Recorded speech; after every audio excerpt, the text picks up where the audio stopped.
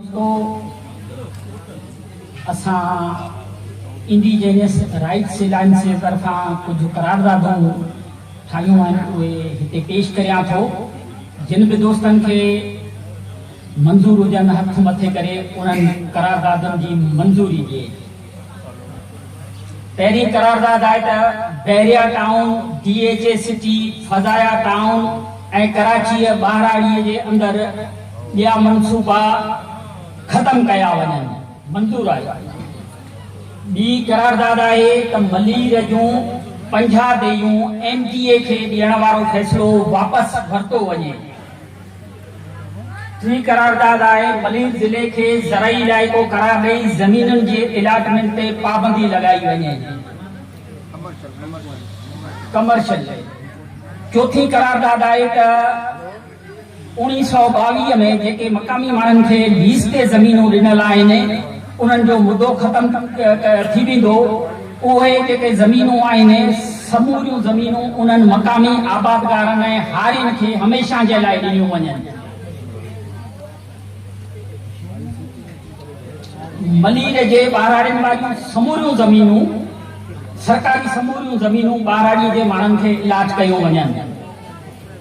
चौखंडी कब्रिस्तान जेको national highway जे भर में आहे उन्हनि में मक़ामी माण्हुनि जा लाश दफ़नाइण ते हुकूमत पाबंदी लॻाई आहे। असीं मुतालबो था करियूं त उते जेके जोखिया, कलमती, सैयद, कबोल ऐं ॿिया जेके मक़ामी माण्हू आहिनि लाश दफ़न कंदा आहिनि उन्हनि खे लाश दफ़नाइण जी इजाज़त ॾिनी वञे। उन सां गॾोगॾु असां इहो मुतालबो था करियूं त ॿियो तारीख़ी कब्रिस्तान चौखंडी काउंसिल जेको इन पॉइंट ते मूंखे एतिराज़ आहे त जेका चौकुंडी ऐं जेका असांजा तारीख़ी माग आहिनि उन्हनि ते नओं कवर कोटण जी इजाज़त कोन ॾियणु खपे। उन्हनि खे नओं ज़मीन कब्रिस्तान जे लाइ अलाट करणु घुर्जे। उहा वज़ाहत कंदा हलूं त उते कब्रिस्तान ऐं मक़ामी माण्हुनि खे गॾियल ज़मीन मिलियल आहे 50 एकड़ चौखंडी कब्रिस्तान खां अलावा मक़ामी माण्हुनि जे लाश दफ़नाइण लाइ रखियल आहे।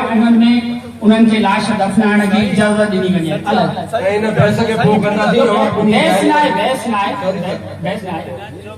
न न बहस न आहे, इसमें एडिशन साईं मुख्य मसलो इहो आहे 50 एकड़ ज़मीन उनखे मिलियल आहे। 50 एकड़ साईं हनीफा 50 एकड़ अलाइदा मिलियल आहे। चौखंडी कब्रिस्तान खां अलाइवा गुलशन कलमती आहे। असां मीटिंगूं कयूं आहिनि उन्हनि में असां अॻियां इन करारदाद छॾियो अॻियां हलो न साईं, करारदाद अॻियां हलो। एतिराज़ छो आहे? असां एतिराज़ जे करे सभु राज्य जेके उते माण्हू रहंदा उन जो हक़ न आहे त उन खे 50 एकड़ जेको गवर्नमेंट कब्रिस्तान हूंदो उन में माण्हू न दफ़न कनि।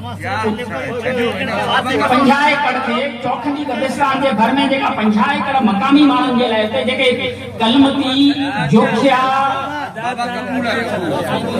दफ़नाइण जी इजाज़त ॾिनी वञे। इन में बहस न करणु घुर्जे। असां ज़िला काउंसिल कराची ऐं ॿाहिराड़ी जे समूरियुनि यूनियन काउंसिल खां मुतालबो था करियूं त हू बहरिया टाउन ऐं सिंध दुश्मन मनसूबनि ख़िलाफ़ करारदादूं पेश कनि। महिरबानी।